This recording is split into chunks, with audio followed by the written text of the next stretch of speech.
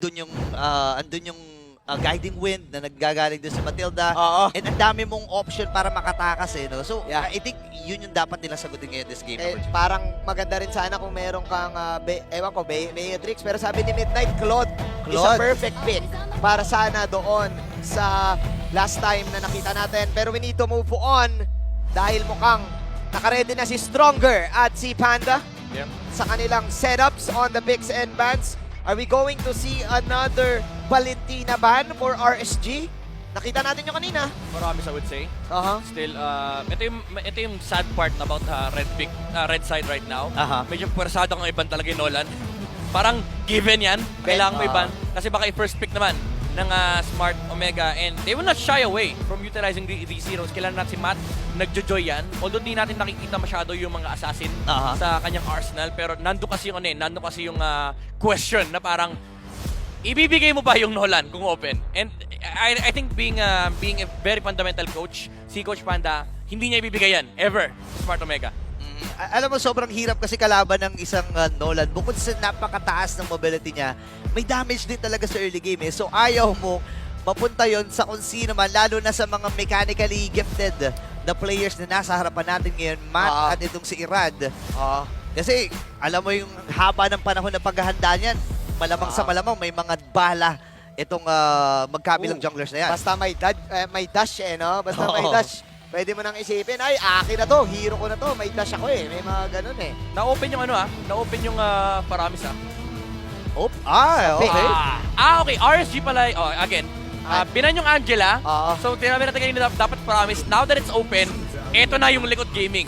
Na may konting hybrid na pumufront yung Paramis. Humaharap kung yan. Smart Omega. Pero, nakausap ko si ito, Max, sabi niya, Manjin, itong paramis ko, humaharap to ha. ito lang na iba. Ito lang na iba, pero kasi may reso to. Ah. Kaya kapag na-deads ako, huwag ka mag-alala, may reso. May passive pa. Mabilis yung respawn timer. May passive pa, so okay lang. Pero may Valentina ang RSG. So meron silang sarili nilang version ng Paramis.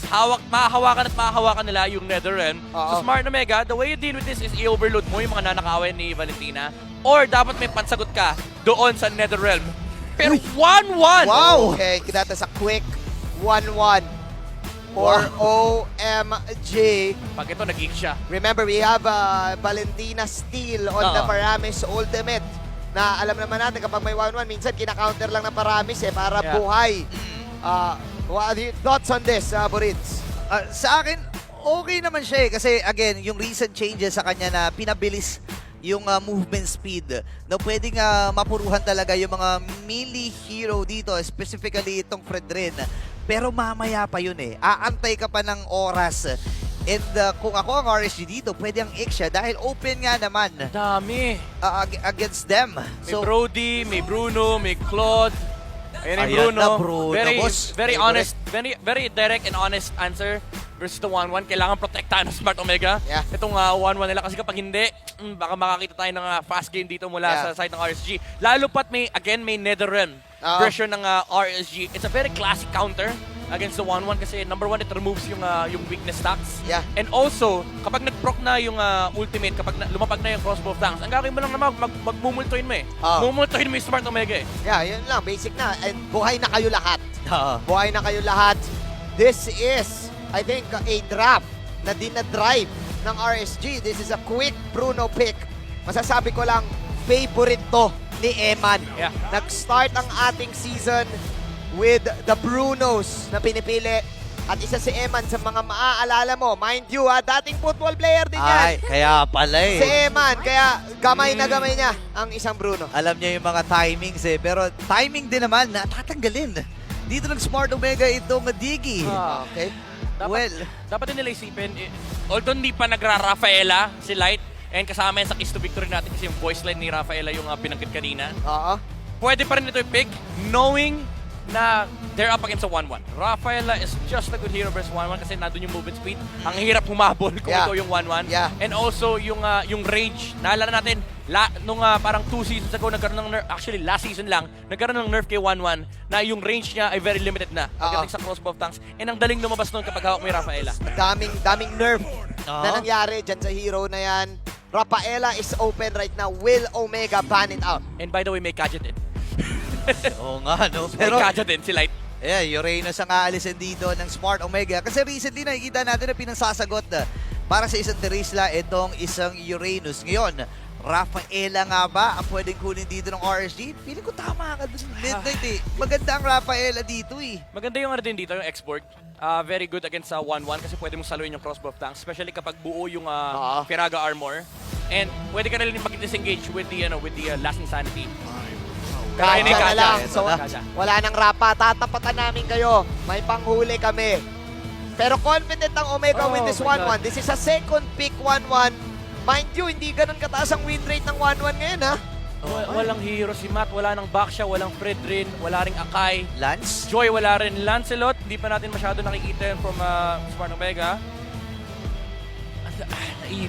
Naipit yung jungle pick. Unless may kakaiba. Kakaiba, kagaya kanina, nakakita tayo ng Popol and Kupa. Tama ba? Tama. Na jungler. Kaso may Valentina, Kaja eh. Martis, meron. Oy, ninako yung Exborg, okay? Ninako yung Exborg. Exborg jungle. Exborg jungle, yes. Wow. Sure ball na, nakakita na tayo niyan. Wow. Last Insanity Retry. Ngayon, maganda ulit yung Benedetta para kay Nats. Pambasag ng Piraga. No? Ang ganda ng Mabilisan lang. Benedetta. Crack no. Okay. Ang ganda ng Benedetta dito for RSG. Kaya niyang bad defend yung Faramis at 1-1 sa backline. Pwede niya rin tanggalin yung Firaga armor, and it's also a decent matchup versus Terizla, and wala siyang pakikigrak. Apat na actually. Benedetta, 5. Oo. Lima yung medyo sasagutin ng RSG dito if they do pick up the Benedetta. May Pakito naman, burst damage versus the 1-1. Pero maganda yung concept ni Benedetta. It's either Benedetta or Pakito, yun yung mga nakikita ko magandang choice. Unless may swerve na gagawin dito si Coach Panda. Ay! Yan na nga yung swerve! Wow! Wala ni. Wala sa nabanggit.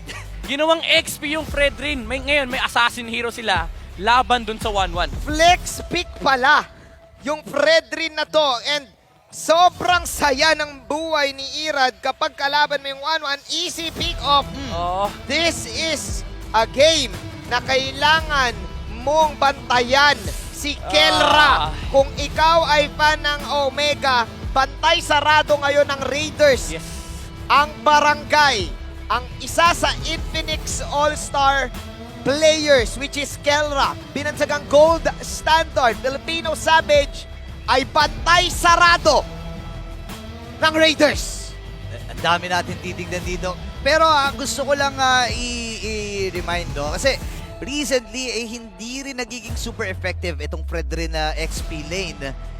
Ganun ka-confident ang RSG dito na i-tweak natin. Kuha tayo ng Fanny. And now, tingnan natin kung ano mga lalabas dito. Usually sa pattern ng draft, kapag ikaw ay kukuha ng assassin, ang ine-XP lane ay Fredrin. Madalas ay nakikita rin natin yan, especially sa Onyx Esports na nakikita natin ngayon. Coming from Omega, Irad's specialty on this Fanny. Last time na nakita natin siya mag-Fanny, hindi yun Aldous. I'm not sure kung naging maganda rin ang nangyari, but then again, this is confidence coming out from Irad. Oh, Light! Grabe yung confidence nga talaga. Bababa yung buhay kagad dito. Pero Oh! may 1v1 sa ibaba. Alright, alright. No way! Ibang klase pero habol pa rin dito ang kupunan ng RSG habang may pag-cable din. Pero Okay, crucial yun. Off-cam kill. wow. From Kelra onto Eman. That's a Bruno against a 1-1. Grabe, yung mindset ni Kelra. Lugi ako dito, level 2, level 3, level 4, lalo kapag nag-up na yung stacks. Nag-hero siya, nag-focus siya sa hero, even using the Inspire. Para lang lumamang siya sa HP. Laban dito kay Eman, ibang klase talaga si Gold Standard. Midnight, gamit din ni Eman ang Purify. Gusto lang ako pa-correct dito. Mawawala ba yung stacks mo kapag nag-purify ka? Yes, Tagal ko nawawala. na hindi nakita yan eh. Nawawala. And ang importanteng tingin natin dito is naka-tenacity rin. Yung 1-1 with the Swift as well, tas may Quantum Charge. So medyo malakas talaga mang micro yung ganyang klaseng version ng 1-1. And knowing na 1v1 yung situation, alam ni Kelra, lamang siya 1v1 sa level 1 kasi wala pa yung stacks eh. Hindi pa nakakahampas. Nakita ko kanina talaga nagdikit kagad yung dalawang icon. May hulog talaga. May pitik talaga. Grabe si Gold Standard. Si Gold Standard, but again, Eman will go back and try to get a redemption, maybe a redemption kill. against Kelra. Sobrang crucial. Kaya pinag-uusapan natin, this 1-1 will have definitely hard time. Gonna have a hard time Okay. kapag kalaban ng RSG. Free. Okay, not so free. But that is a turtle para sa OMG. Oh, Shaknu. May pag-wall din siya nagagawin doon. Pero nakita natin na nakuha ni Ryota yung turtle. May gap ba na naibibigay? Alam ko may gap yun di ba? Pagka hindi nakuha ng jungle, yung turtle. Hindi naman. Oo. Hindi naman masyado. Hindi naman. Wala naman. Then again, wala ba? Okay. ang importanteng parte ay composed. Ang barangay dito, halos similar sa side ng RSG. Burrito, matanong kita, kayo nagja-jungle di ba? Kapag jungle ka, Fanny, kailangan nagsusnowball ka. We're 3 minutes in this game. Goods pa rin ba? Goods ba si Ira dito? Actually, goods pa naman Wala pa namang contest na nagagawa Ayun doon na. sa kanyang purple Oh, ball. Pero touch! ito na. Unang kill ba? Hindi. Mapapanether lang din. May ipit. Oh! And si Ira dito bababa rin yung kanyang buhay. Okay. Hindi lang tinamaan ng flicker and wild charge. Nakaiwas dito si Irad Bigan pa. sa panganib. Same with Eto Max. Oo, sabi ni Ito Max, napipindot naman yung ulti Kahit umaharap yung hero ko ngayon, may ulti ako, may resu. Pero kamuntikan ang dalawa. Yeah, kinulang sila ng damage. And ang problema ng RSG ngayon is hindi rin nila magamit yung Bruno. Dahil nga kailangan niyang, hindi naman sa kailangan, pero medyo recovery mode yung Bruno ngayon versus this 1-1. And Smart Omega, with that level of advantage, nasa mid lane yung pressure. And kanina kinapos ng damage yung RG para patayin itong Paramis. And this just means na yung momentum sana nila ng early to mid ay medyo quelmed ng Smart Omega. Ito na yung pressure. Wala siyang Pirago armor dito and Light will take that one. Naku, Habang purple. si Nats dito ay hahabol din. Na-secure ni Irad yung purple buff niya. Ano, Pero may ano, nangyayari expert? pag hindi sumibot na kita. Aqua Nats versus Atoy R and Ito Max. Okay. Nakuha ata yung purple. Nakuha ba? Nakuha ni Expert. Ay!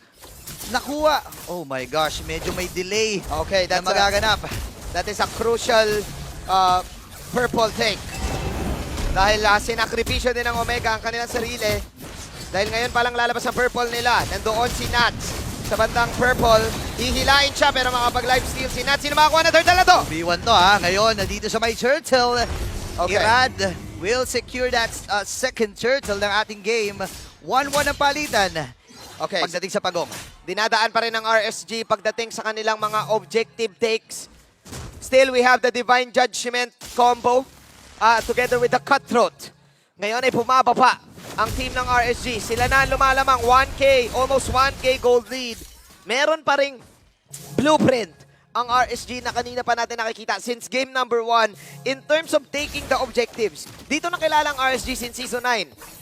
Yeah, medyo macro talaga yung focus ng RSG rito. And ang sad part about the game of Smart Omega is medyo mabagal din yung kanilang jungler versus the Fanny. Okay. Kaya kahit medyo nalulugi sa mga buffs, sa yung initial na turtle take, mas mataas pa rin yung level ni Iran. Oh, di ba Yung mga Judgment? sipa dito, mapapa-divine judgment na. Wild charge gamit din. And Netherlands sa bayan lamang. Okay. Pero sa RG and Smart Omega, ngayon sumabog na para sa mga Raiders. Kelra, umiistak-istak lang ang figure na gamit niya. Makakalipad with the crossbow siya, pero palayo lang. Itong si Gold Standard, Ito Max. Oh my God. Pinagsisipa dito Irad, habang si Irad. Atoy ay papasok. Irad with a cable and cutthroat. At si Ito Max sa kanyang mapipili dito. Oh! Doon naman sa may bandang likod, makakabawi din ang barangay. Akala ko total linis na yon para kay Irad, but Atoy R, si Boy Kulot, saving and getting something. Pero mamumula siya dito, guys. Andun yung mga cable.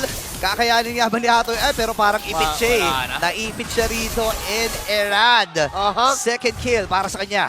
Pero everything's worth it for Smart Omega kasi all of that happened during those times na pinapatay ni Ryota si Eman. This Bruno is completely shut down. Oh! Grabe si Irad! But speaking of shutdown, that is hindi naman shutdown pero parang mukhang shutdown kasi ilang hit lang ba yun?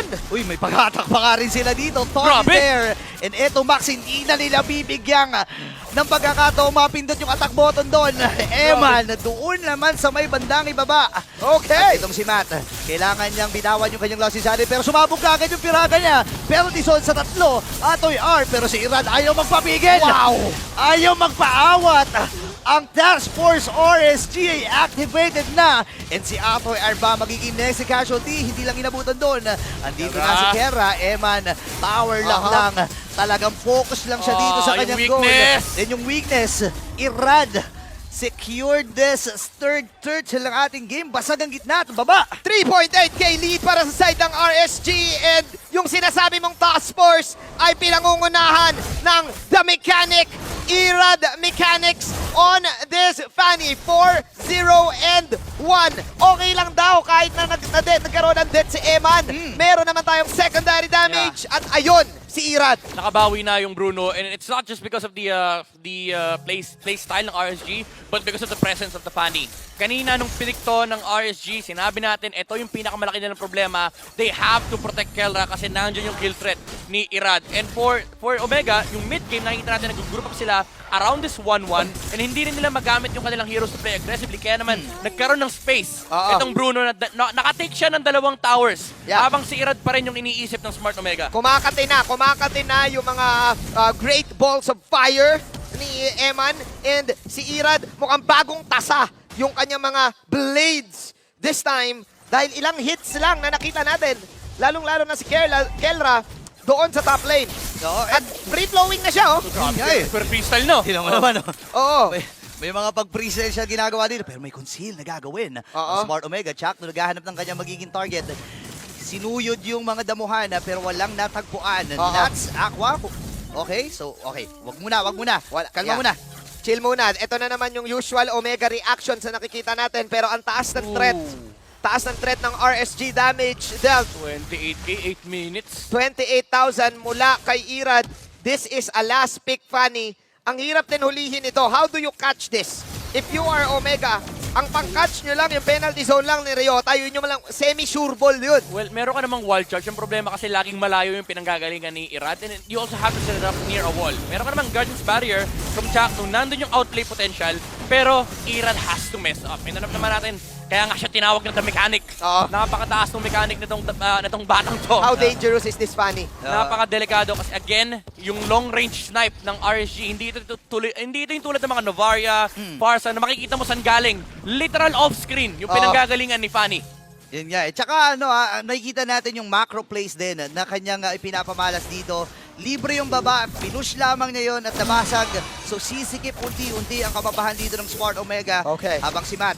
At tingnan mo naman yung makasipa, basag kagad halos yung piraga. Magnanakaw pa ng purple dito si Irad. Hinila! Purple na to, hila! Pero di so nandun din yung Netherrealm habang itong si Nash mapapaplik. Ayan na! Andito na si Irad sa Sagyo. Ito mga sa makikita. Wall charge! Tumama yung wall charge. Pero bitin ata sa damage dito. Pabalik ang Smart Omega.